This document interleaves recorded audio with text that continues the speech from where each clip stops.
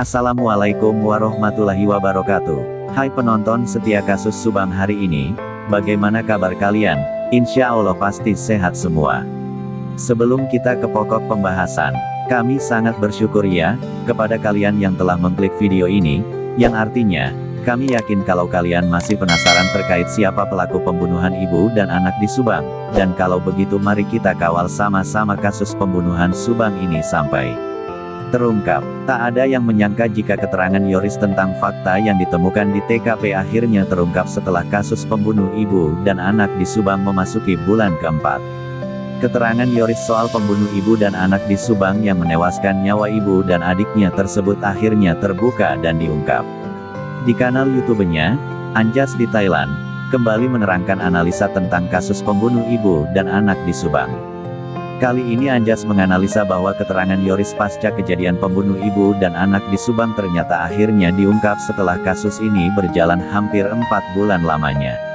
Keterangan Yoris dalam kasus pembunuh ibu dan anak di Subang ini tak lain adalah kesaksiannya yang mengatakan jika ada 3 handphone milik Amalia Mustika Ratu yang hilang di TKP. Dalam video analisa tersebut, Anjas juga memutar pernyataan Yoris dalam sebuah wawancara yang menjawab tentang barang yang hilang di tempat kejadian perkara TKP pembunuhan Subang. Pertama adalah Yoris mengatakan, mungkin ada 3 HP yang hilang. Kemudian kita kan baru ketahui nih setelah beberapa bulan kemudian, ujar Anjas dalam video YouTube yang diunggah pada Minggu, tanggal 12 Desember tahun 2021. Kemudian dari analisa Anjas, diketahui bahwa 3 handphone yang hilang milik Amalia Mustika Ratu tersebut adalah iPhone 11, Samsung M12 dan iPad.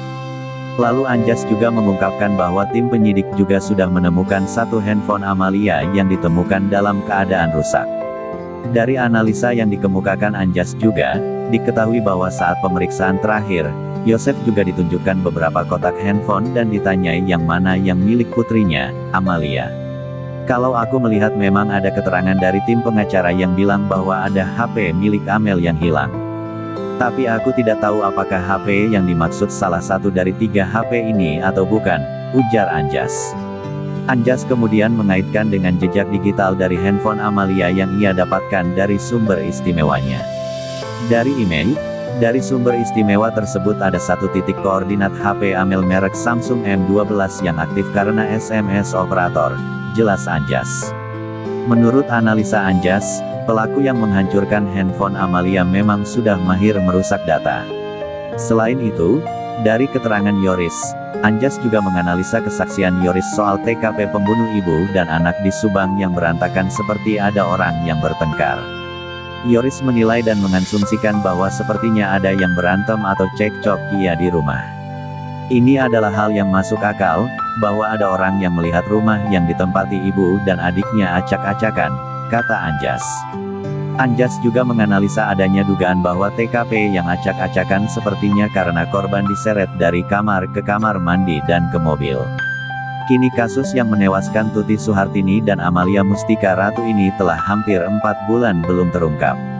Banyak kalangan yang mengikuti kasus pembunuh ibu dan anak di Subang ini menantikan hasil kerja penyidik yang diharapkan segera mengumumkan siapa saja nama-nama pelaku tersebut. Terima kasih.